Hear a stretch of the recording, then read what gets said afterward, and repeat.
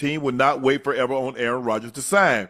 Rooney said last month Rodgers wants to come to Pittsburgh, but Rodgers has not made any public pronouncement about his intentions. And then today, Rooney was asked again about how long the team is willing to wait for him to make a commitment. A little while longer. I'll say the same thing.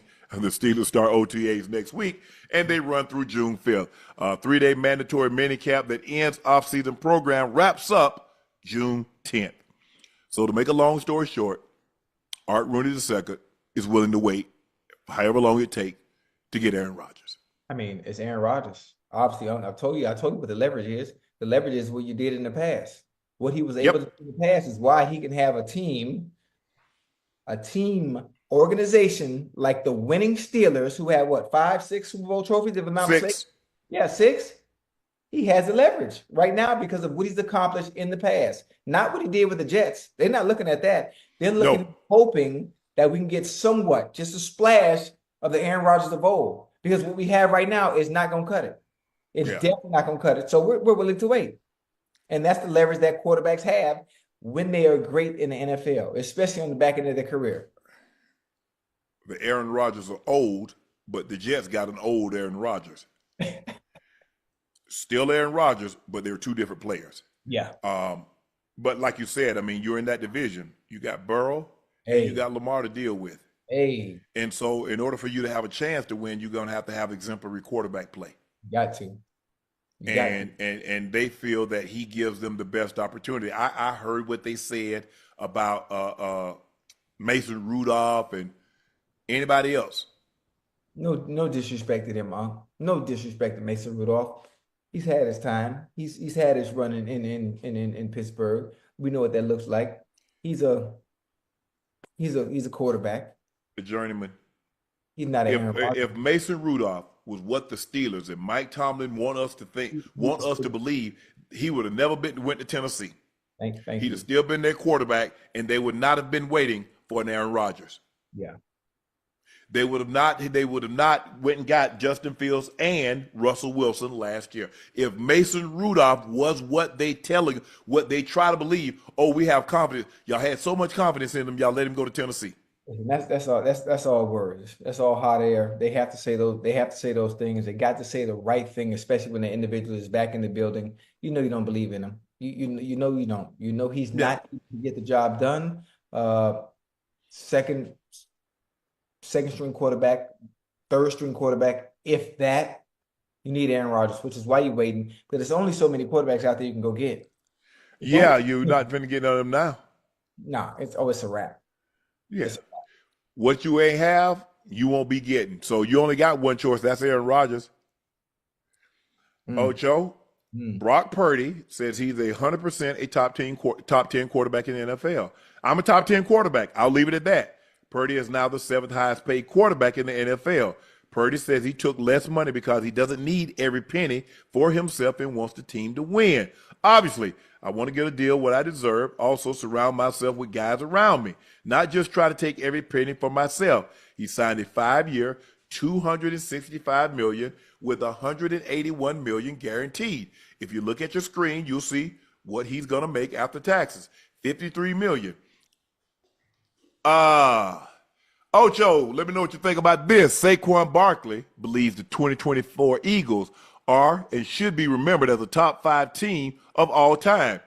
I firmly believe when you look at our team and what we had last year, I think we're a top 5 team of all time. If you really look at the season outside of our first 4 games, it was belt to ass. But you can't look outside the first 4 games. That's the whole point. We got to take it in its totality. Collectively, as a group, every single game. Listen, they were good. Maybe the back half of a top 10 team, huh? Yeah. Back half of a top 10 team. If I take out that Super Bowl game, the Patriots are the greatest team all time. If I just take out that Super Bowl, but I can't, Ocho. You can't at all. But listen, Saquon is right in a sense, not top 5, but that damn team was really good, especially on both sides. Yes. On both sides of the ball at that. Yes. At both sides of the ball. That goddamn DeJean, please hear what I'm saying. Cooper DeJean. Yeah. Cooper DeJean, right? And that Keon Mitchell, to have the rookies, Braun, who came in from New Orleans Saints, to have the rookies step up the way they did, and have those that came from other teams, Braun played phenomenal. That Yeah. goddamn that front four, and then I'm not even gonna mention. Jalen Carter. Listen, the cherry on top of the ice cream was them getting Saquon Barkley from the New York Giants and put him over the top. Yes. Put him over the top. And I really honestly think, I don't want to scream dynasty too soon, but with what they have, there's a chance they can be back again, Oh yeah, for sure. There's a chance they Injuries is a big key, and the thing is, it's hard. So the reason why it's so hard in football, Ocho, because it's one game. Yeah. All it takes is you have one bad game and you going home. Yeah. You going home. So and when you don't play a series sport, which football isn't a series sport, right? It's a game 7. Every game, the wild card game is a game 7. The divisional round is a game 7. Yeah. Obviously, the championship game is a game 7. The Super Bowl is a game 7. So you're playing potentially 2, 3, 4 game 7s. Yeah, man. And there's really no margin for error because it's not necessarily the best team. It's the team that plays the best that given day. That day, yeah. That Sunday, that Saturday, or whenever the case it may be, Ocho, who plays the best that day? But I do think they're good to look. I mean, we go back and we look at some of those 49ers teams of the 80s. We look at the Cowboys of the 90s.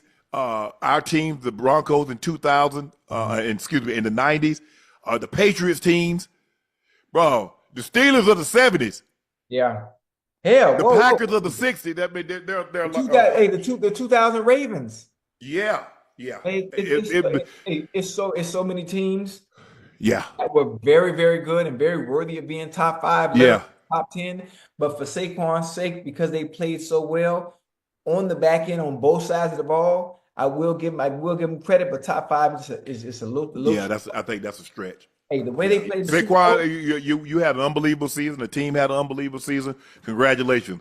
But I don't know about that top 5. What the number means, especially what the number means to him. Hell, I had to pay for 85 from when I went to the Patriots from Aaron Hernandez. How much you pay for it?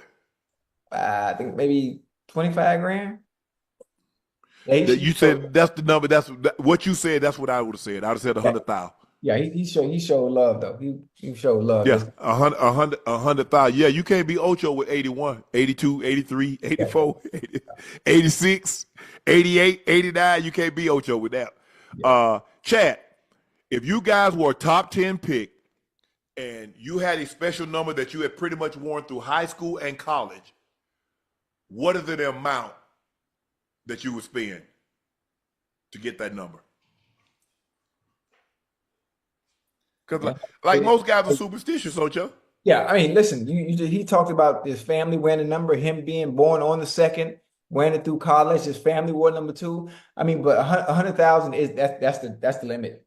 That's the limit. I'm not going over that. Absolute limit. Anything over that, man, go ahead. Forget you. I just